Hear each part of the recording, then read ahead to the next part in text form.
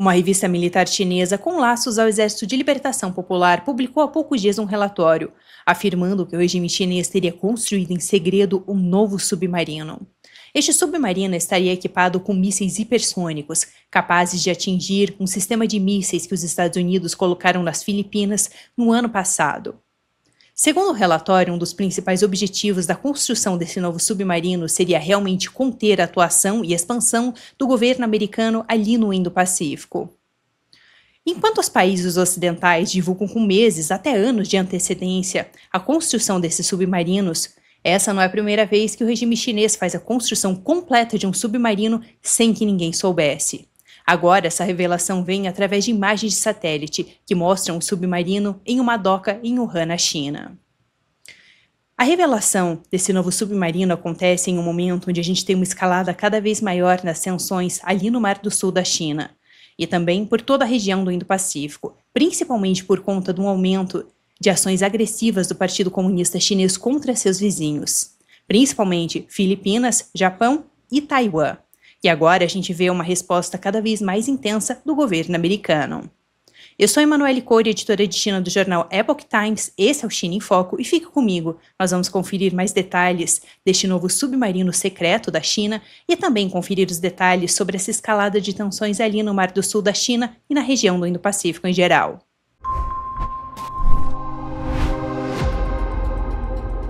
Este novo relatório com detalhes deste submarino foi publicado pela Naval Merchant Ships, que é uma revista de uma fornecedora para a Marinha do Exército de Libertação Popular do regime.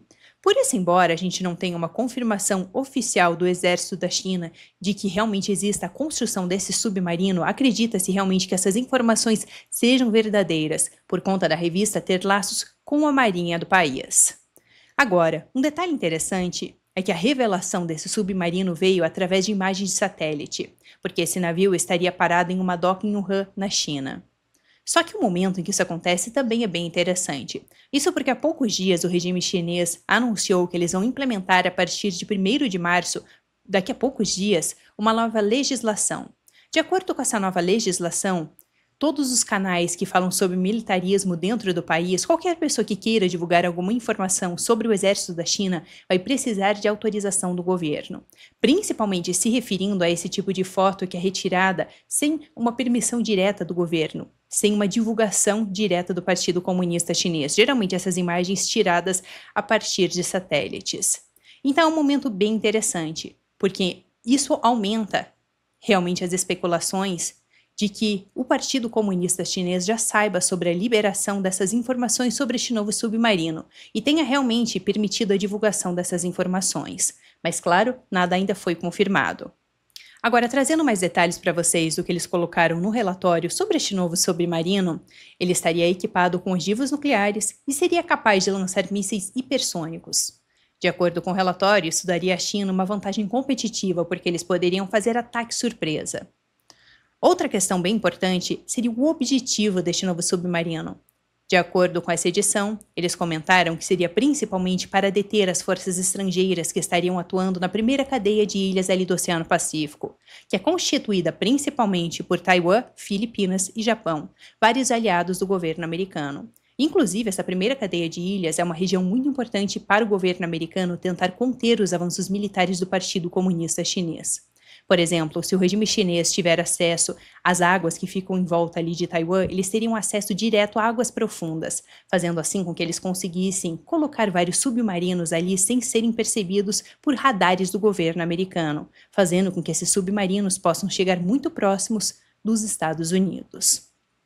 Agora, outro detalhe interessante foi que eles destacaram que um dos objetivos, além de conter esses adversários de uma forma geral que atuam ali na primeira cadeia de ilhas, seria realmente para tentar conter a expansão militar do próprio governo americano ali na região.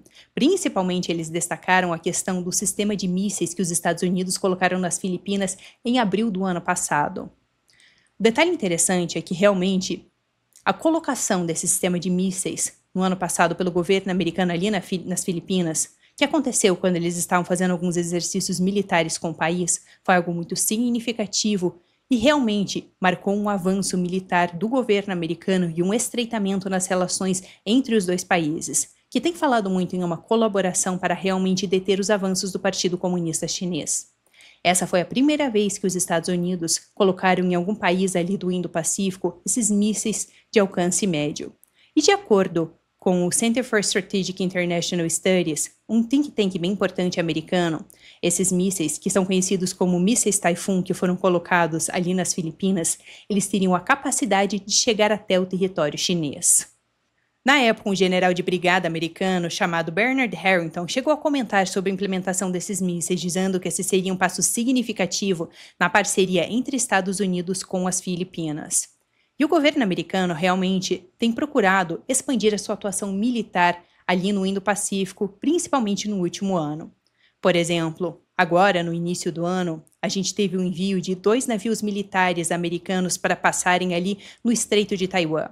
O Estreito de Taiwan é o corpo de água que divide a China de Taiwan. E foi muito significativo porque foi a primeira vez que o governo americano, em muito tempo, enviou 2 navios para passarem simultaneamente ali. Geralmente, eles só enviam um navio para passar no Estreito de Taiwan, e aquelas são águas consideradas internacionais, mas que o Partido Comunista Chinês constantemente tem dito que seriam águas pertencentes ao regime chinês. Além disso, recentemente, o governo americano anunciou que eles vão voltar a enviar as colaborações e dinheiro para países aliados ali do Indo-Pacífico. Porque, relembrando que pouco tempo atrás Donald Trump teria congelado o envio de todas essas ajudas para vários países. Eles mantiveram apenas o envio de algumas ajudas ligadas a Israel, mas vários outros países aliados americanos, como por exemplo Japão, as Filipinas e Taiwan, tiveram realmente o envio desse dinheiro e dessa ajuda congelados. E agora Donald Trump anunciou que eles vão voltar a enviar para Taiwan uma ajuda de 870 milhões de reais que vão ser colocados em programas do país, além de 336 milhões para modernizar as forças de segurança das Filipinas. E tudo isso acontece em um momento onde realmente as tensões têm aumentado muito ali no Mar do Sul da China, porque o Partido Comunista Chinês reivindica várias partes daquele território marítimo para si. Ele diz que são águas da China, só que, na verdade, aquelas são águas consideradas internacionais. Tanto que essas reivindicações do regime chinês, elas já foram negadas por um tribunal de arbitragem de Haia, que fez uma avaliação da situação em 2016 e disse que essas reivindicações do regime chinês seriam ilegais. Só que, apesar disso, o regime chinês não reconheceu essa resolução e continuou reivindicando os territórios ali, o que tem aumentado bastante as tensões com os vizinhos da China, não somente com os Estados Unidos. Por exemplo, no último ano, a gente viu vários incidentes onde navios do regime chinês têm atacado navios filipinos, principalmente navios filipinos que são navios de abastecimento, ou seja, que vão levar suprimento para outros navios. E recentemente a gente teve um incidente que chamou bastante atenção, quando um helicóptero da Marinha Chinesa passou metros, muito perto de uma aeronave de patrulha filipina. A questão é que essa aeronave estava cheia de pessoas, inclusive com vários repórteres da agência de notícia Reuters. Essa notícia, claro, se espalhou rapidamente. Inclusive, o governo americano, poucos dias atrás, publicou uma nota condenando essas ações do regime chinês. Inclusive, essa semana, o governo taiwanês chegou a dizer que eles apreenderam um navio cargueiro da China porque ele teria desconectado um dos cabos subterrâneos do país. Esses cabos subterrâneos, eles são muito importantes porque eles são responsáveis pela transmissão de informação entre países, principalmente para Taiwan, que está isolado ali por ser uma ilha. Por isso, se esses cabos subterrâneos da ilha realmente forem cortados ou desconectados, isso pode significar que a ilha vai ficar isolada sem conseguir se comunicar com outros países. Isso vem acontecendo bastante nos últimos tempos, com navios chineses por algum motivo cortando esses cabos subterrâneos ou desconectando eles. E até detalhe interessante porque isso não vem acontecendo só em Taiwan.